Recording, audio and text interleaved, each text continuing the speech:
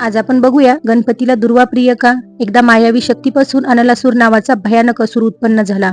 त्याच्या कानठाळ्या बसविणाऱ्या आवाजाने पृथ्वीचाही थरकाप उडत होता. त्याचे डोळे लालबुंद होते, त्यातून अग्नीच्या ज्वाळा निघत होत्या.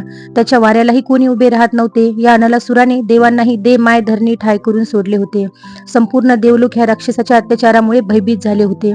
अखेर सर्व देव गणपतीला शरण गेले. त्यांनी गणपतीचा धावा करताच गणपती बालरूपात प्रकट झाला.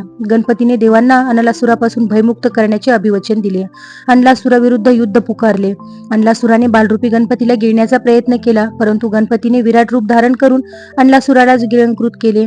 त्या राक्षसाचा नाश तर झाला, पण इकडे गणपतीच्या अंगाची लाही होऊ लागली. तो गडाबडा लोळू लागला. त्यानं सर्वांगाला चंदनाचा लेप दिला, तरीही दाह काही थांबेना. तेव्हा देवांनी त्याच्या डोक्यावर चंद्राची स्थापना केली. त्यामुळे गणपतीला भालचंद्र असे नाव पडले. विष्णूने आपल्या हातातील कमळ त्याच्या हाती दिले, त्यामुळे त्यास पद्मपाणी असे नाव मिळाले. भगवान शंकराने आपल्या गळ्यातील नाग गणपतीच्या कमरेला बांधला. वरुणाने गणपतीच्या सर्व अंगावर पाण्याचा अभिषेक केला, तरी अंगाची लाही काही थांबेना. गणपती बिचारा तळमळत जमिनीवर लोळत होता. इतक्यात काही ऋषीमुनी तिथे आले. प्रत्येकाने 21 दुर्वांची जुडी गणपतीच्या मस्तकावर ठेवली आणि चमत्कारच झाला. गणपतीला तत्काळ बरं वाटलं. त्याच्या अंगाची आग शांत झाली. गणपती आनंदून म्हणाला, माझ्या अंगाची लाही शांत होण्यासाठी सर्व देवांनी नानाविध उपाय केले, परंतु दुर्वांनी माझ्या अंगाचा दाह कमी झाला. यापुढे जो मला भक्तिभावाने दुर्वा अर्पण करेल त्याला हजारो यज्ञ, याग, व्रत आणि तीर्थयात्रा केल्याचे पुण्य मिळेल.